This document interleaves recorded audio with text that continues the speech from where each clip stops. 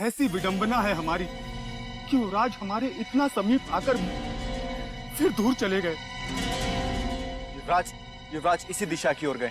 अब मैं वो तेरे हाथ ही काट दूंगा जिनकी ताकत पर तुझे गुमान है। सोमनाथ, उस युवराज पर तुम्हारा ही अधिकार होगा। हम तो सिर्फ चुनारगढ़ के योद्धाओं को मस्तक काटकर अपने सेवक शेर खान की मृत्यु का बदला लेना चाहते हैं।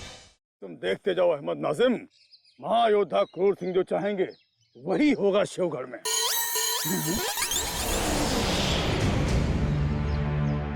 ये हम क्या देख रहे हैं? एक म्यान में दो तलवारें? ये सत्य है या स्वप्न? हुजूर, अपना हाथ दीजिए। ये लाइए। सत्य सत्य है हुजूर। आज अचानक ये उल्टी गंगा कहाँ से बहने लगी हुजूर? मुझे तो लगता है हुजूर, चुनारगढ़ के शूरवीरों को छकाने के लिए दोनों ने आपस में हाथ मिला लिया है, वो भी आपकी इजाजत के बगैर। हुजूर, उनकी हिम्मत कैसे हुई आपसे पूछे बिना आपस में दोस्ती करने की? ये तो आपकी नहीं बल्कि हम दोनों की भी तौहीन है हुजूर। तो ये बताओ, हम उन्हें क्या दंड दें? उनका शीश काट दें या उन्हें सूली पर चढ़ा दें? बोलो। हुजूर, हुजूर, ये क्या कर रहे हैं आप? अरे छोटे से कसूर के लिए इतना बड़ा दंड? नहीं नहीं नहीं हुजूर, मैं तो कहता हूँ हुजूर, वक्त की नजाकत को देखते हुए उनसे समझौता कर लीजिए। समझौता? कैसा समझौता? अरे पाला बदलकर हाथ मिला लीजिए आप भी ना। अरे शहजादा तो आपके हाथ से निकल ही जाएगा और चुनारगढ़ के शूरवीर आपके गले पड़ जाएंगे। क्या? हाँ हुजूर, अब सोचने विचारने का समय नहीं है। अगर आपने थोड़ी सी भी देर कर दी तो शहजादे के साथ साथ भवानी सिंह और सोमनाथ भी हाथ से फिसल जाएगा। तो खड़े खड़े हमारा मुंह क्या ताक रहे हो मूर्खों? रोको उन्हें, रोको! अरे हुजूर, ठहरिए। कितने दिनों से हम सोच रहे थे कि आप दोनों का मिलन करवा दें, और आज ऊपर वाले ने हमारी प्रार्थना सुन ही ली। चुनारगढ़ के शत्रुओं को धूल में मिटाने का समय अब आ गया है। अब आप देखिएगा, हम तीनों महायोद्धा मिलकर उस भगोड़े युवराज को दबोच लेंगे और फिर से बंदी बना लेंगे। क्रूर सिंह, हमें तुम्हारी सेवाओं की कोई आवश्यकता नहीं है, तुम जा सकते हो। तुम्हें क्या लेना देना है उस युवराज से क्रूर सिंह? वो हमारा बंदी है, तुम्हारा नहीं। यदि तुम शत्रुओं के हाथ पड़ गए तो अपने साथ साथ अपने नैयारों के प्राण भी गवा बैठोगे। चलिए हुजूर, हम हिफाजत से आपको आपके घर छोड़ देते हैं। अगर आपको कुछ हो गया तो भाभी जान को क्या जवाब देंगे हुजूर? नहीं, हम सर पे कफन बांध के निकले हैं अहमद नाजिम। अब हम यहाँ से तभी जाएंगे जब चुनारगढ़ के महायोद्धाओं का शीश काटकर तुम्हारी भाभी जान को तोहफे में दे देंगे। सोच लो क्रूर सिंह, कहीं तुम्हारा सर कट गया तो तुम्हारे बच्चे अनाथ हो जाएंगे। वैसे ही बहुत छोटे छोटे हैं। भवानी सिंह जी, अब चाहे हमारे बच्चे अनाथ हो जाएं या हमारी प्राणेश्वरी विधवा हो जाए, हम शत्रुओं से बंदी युवराज को छीने बिना चैन से नहीं बैठेंगे। आका, इन्हें भी अपने साथ ले लीजिए। 2 से भले 3 और 3 से भले 4। ठीक है क्रूर सिंह, यदि मुठभेड़ के समय तुम पीठ दिखाकर भागे तो हमारी तलवार तुम्हारा वध भी कर सकती है।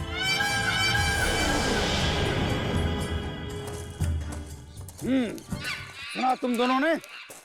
हम तुम दोनों को सदा स्वयं से आगे रखेंगे और ये ध्यान रखेंगे कि तुम दोनों शत्रु के आगे पीठ ना दिखाओ। चलो साथियों, चुनारगढ़ के महायोद्धा जहां भी दिख जाएं, उन्हें घेर लेना है और उस युवराज को पकड़ लेना है। चलो। अभी हम शत्रु की सीमा से बाहर नहीं निकले युवराज, इसीलिए विश्राम नहीं कर सकते। विश्राम करने की कोई आवश्यकता भी नहीं है महायोद्धा अभिमन्यु, क्योंकि आप सबको देखते ही हमारे सारे कष्ट और सारी चिंताएं दूर हो गई थी।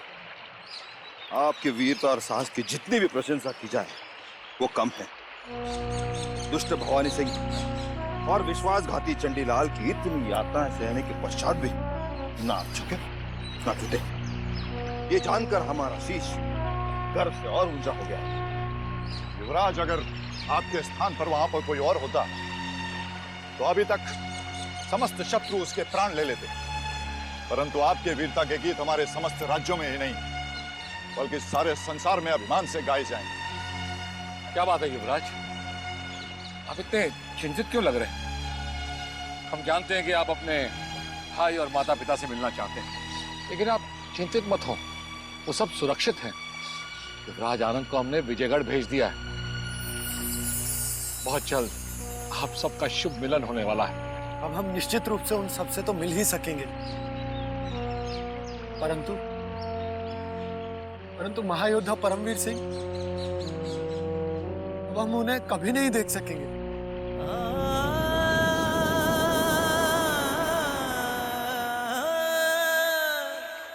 वो हमेशा हमेशा के लिए हमें छोड़कर चले गए, इसीलिए हमारी आंखों में ये आंसू छलक आए।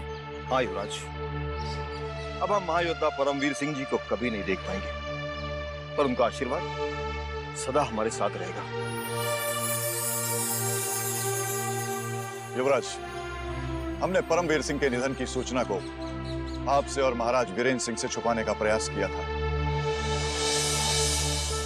ताकि संकट की इस घड़ी में आपको और अधिक कष्ट ना पहुंचे। परंतु हमें नहीं मालूम कि आपको इस बात का पता कैसे चल गया। ये सब हमें कावेरी की आत्मा ने बताया।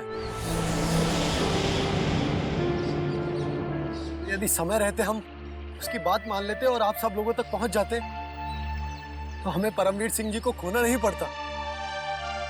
पता नहीं हमारा कैसा दुर्भाग्य है। हमारे कारण पहले तो हमारे नाना श्री, उसके पश्चात महायोद्धा परमवीर को अपने प्राण त्यागने पड़े। उन्हीं को कौन टाल सकता है युवराज? आप अपने आप को दोषी मत मानिए और अब ये निर्णय लीजिए कि आपको विजयगढ़ जाना है या चुनारगढ़। हम विजयगढ़ के लिए प्रस्थान करना चाहेंगे। सर्वप्रथम हम अपने भाई आनंद सिंह से मिलना चाहते हैं। हम उन्हें देखना चाहते हैं कि हमारे बिना वो कैसे हैं। उसके पश्चात हम दोनों भाई चुनारगढ़ के लिए प्रस्थान करेंगे। तो देर मत कीजिए युवराज, शत्रु हमारा पीछा करते ही होंगे, इसलिए हमें पूर्व दिशा की ओर निकल जाना चाहिए। ये दिशा हमें उस स्थान पर ले जाएगी जहां हमें विजयगढ़ और चुनारगढ़ की सीमा मिलेगी। चलिए।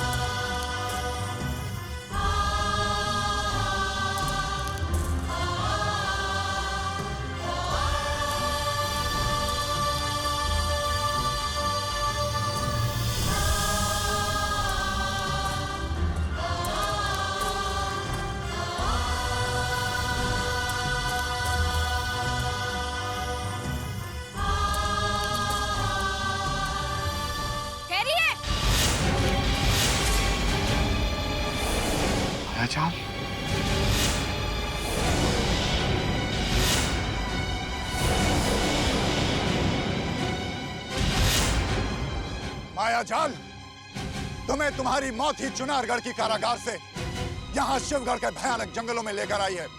नहीं महायोद्धा तेज सिंह, मेरी मौत नहीं बल्कि अपने युवराज इंद्रजीत सिंह के प्राणों की रक्षा करने का कर्तव्य मुझे यहाँ खींच लाया है। विशाली नागन,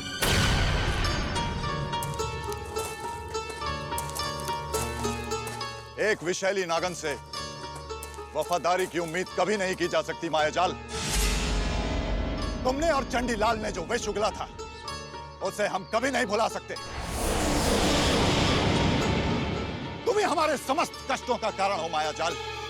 तुम्हारी वजह से ही चंडीलाल चुनारगढ़ से भागने में सफल हुआ, जहां तक कि हमारे युवराजों का अपहरण भी तुम्हारी वजह से हुआ। विजयगढ़ के महाराज और महायोद्धा परमवीर सिंह को तुमने ही डसा है। अब मैं तुम्हारे सर को तुम्हारे धड़ से अलग करके तुम्हारे अंदर का सारा विष बहा दूंगा। बहा दो मेरा सारा रक्त, बोटी बोटी करके फेंक दो इस जहरीले शरीर की, परंतु मरने से पहले एक बार मुझे वफादारी दिखाने का अवसर दे दो। मैं चुनारगढ़ और विजयगढ़ के समस्त गुप्त मार्ग जानती हूँ। बस एक बार अपने युवराज इंद्रजीत सिंह को उनके किसी राज्य तक पहुंचाने का कार्य कर दूं।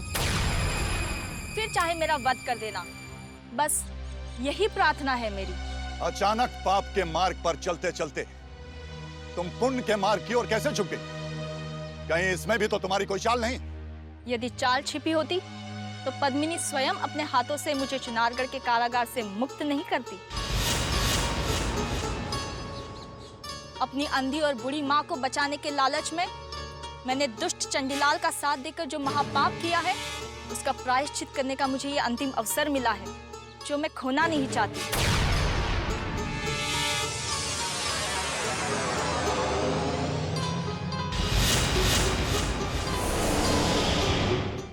अपनी अंधी और बूढ़ी माँ को बचाने के लालच में मैंने दुष्ट चंडीलाल का साथ देकर जो महापाप किया है, उसका प्रायश्चित करने का मुझे ये अंतिम अवसर मिला है, जो मैं खोना नहीं चाहती। आप जिस दिशा की ओर जा रहे हैं वह मार्ग संभलपुर की ओर जाता है, इसलिए आप तुरंत उत्तर दिशा में चले जाइए, अन्यथा शत्रु फिर से आपको घेर लेंगे। शत्रुओं ने आक्रमण कर दिया, तैयारी करो। बोलो।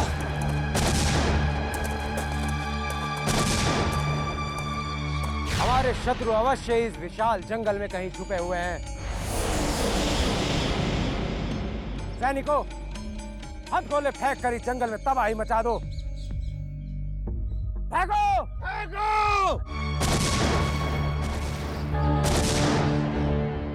फेंको!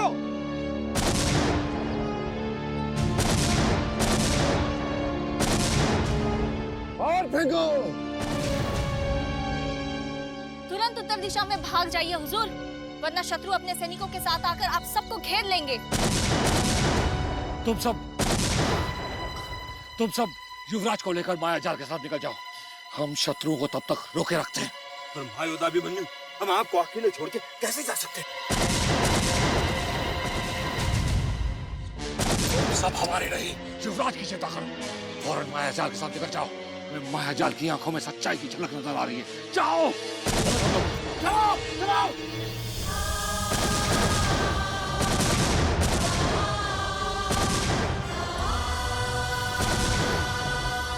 पीठ पर वार करने वाले शिवगढ़ के कायर योद्धाओं, दमे तो सामने आओ। सैनिकों, पकड़ ले शत्रु को।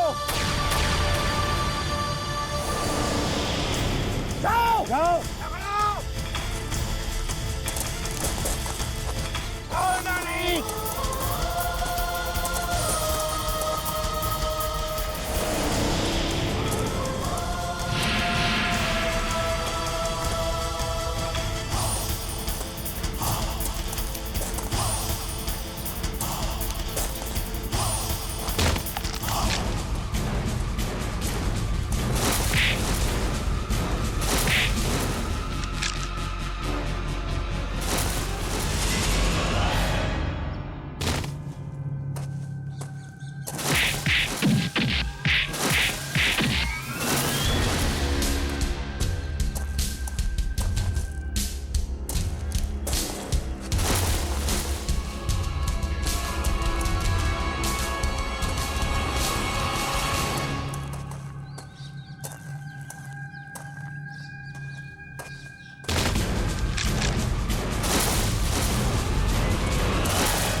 चलो परमवीर, चलो भवानी सिंह।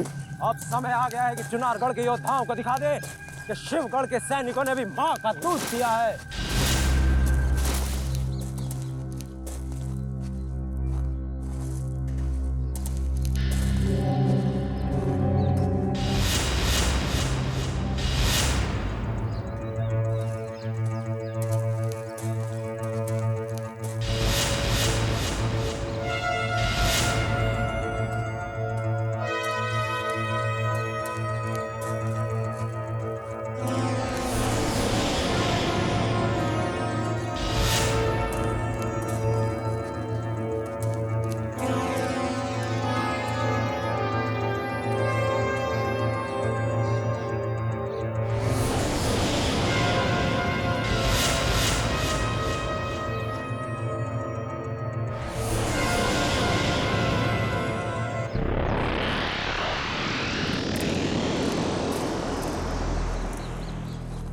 हमारे सारे सैनिक मारे गए।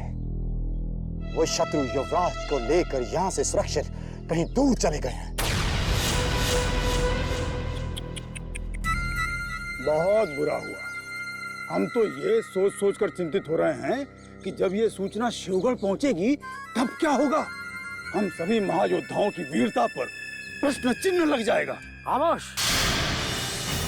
हमें युवराज के अपने हाथों से निकल जाने का जितना दुख है, उससे भी कहीं अधिक क्रोध उस विश्वासघाती पर आ रहा है जिसने उसे भागने में मदद की। कौन हो सकता है वो, जिसकी वजह से शिवगढ़ के समस्त महायोद्धाओं के सर शर्म से झुक गए? वो जो कोई भी है हुजूर, महल ही में है, लेकिन अपने आगा की इजाजत के बिना मैं उसका नाम नहीं ले सकता। शीघ्र बताओ चंगेज, हम स्वयं उस विश्वासघाती को अपने हाथों से मृत्यु दंड देंगे। नहीं भवानी सिंह, नहीं, उसे मृत्यु दंड कोई नहीं दे सकता। जिसने युवराज इंद्रजीत सिंह को महल से भगाया वो कोई और नहीं, स्वयं राजकुमारी किशोरी है।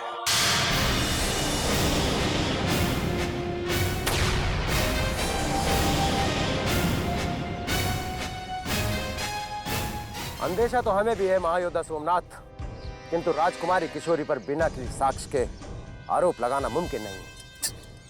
और बिना किसी साक्ष्य के महायोद्धा सोमनाथ किसी पर आरोप लगाता भी नहीं।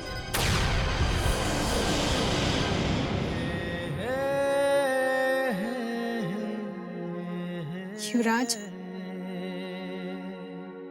महल से तो हमने आपको मुक्त करा दिया है, परंतु अपने मन से आपको मुक्त नहीं कर पाएंगे। आप जहां भी रहे, खुश रहे और सुरक्षित अपने राज्य पहुंच जाए, यही हमारी कामना है। राजकुमारी जी की जय हो।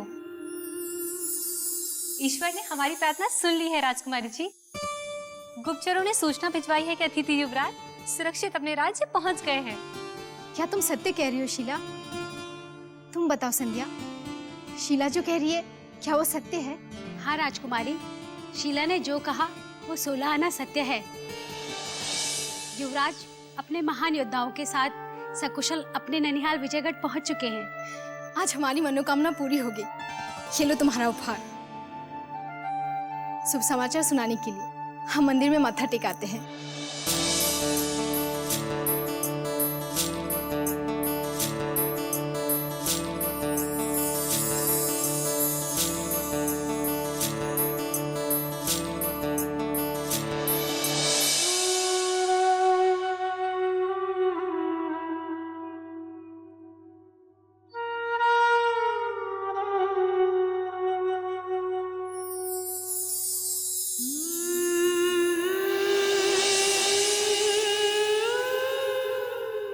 उन्हें सुरक्षित अपने राज्य पहुंचाकर तूने हमारी खोई मुस्कान लौटा दी। आज हम बहुत खुश हैं, बहुत खुश।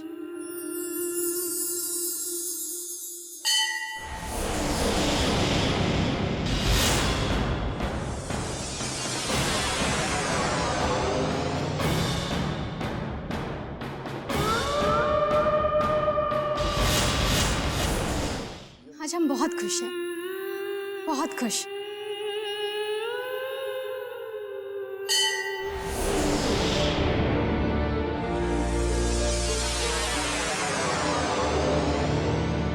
युवराज इंद्रजीत सिंह को महल से भगाकर आप बहुत खुश हैं ना राजकुमारी साहब? यदि ये राज महाराज शिद्दत के सामने खुल गया तो आपकी खुशियां एक ही झटके में खत्म हो जाएंगी राजकुमारी।